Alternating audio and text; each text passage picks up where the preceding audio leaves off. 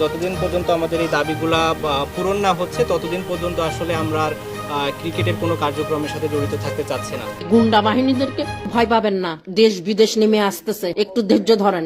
আরেকটা ছেলের বুকে যদি গুলি লাগে বা আরেকটা বোনের গুলি লাগে তাহলে খবর আছে তোদের, খবরদার। আর রক্ত চাই না। আর পুলিশকে কে এত ক্ষমতা দিছে আমাদের ভাই বোনদেরকে মারতে? তাদের এত সাহস কোত্থেকে পাইছে? তোরা গোলামের মতন থাকবি? তোরা কেন মানুষকে হত্যা করবি? এই গোলামের বাচ্চারা, এই গোলামের বাচ্চারা। আমি ভাই এই ডিবি হারুনকে তাড়াতাড়ি ফায়ার করতে হবে। হারুনের নলা কিভাবে বললাম কিভাবে নিব? আমি তো কানাডায় থাকি। ইউনিফর্ম পরে ওরা কিনা করতে পারে। মানবতা হোটেল খুলছে, সুদার মানবতা, আর ওখানে নিয়ে নিয়ে মেয়েদেরকে চুত্তো, আর মেয়েদেরকে চুত্তো, এগুলি। ওরা মন্ত্রী মিনিস্টারকে ডরায় না। ওরা যা ইচ্ছা তাই করতেছে মানুষের জন্য, দেশ বাঁচাবার জন্য। আমি নুনটুটা ভাইরাল করে দিছি ভাইয়ারা, ঠিক আছে?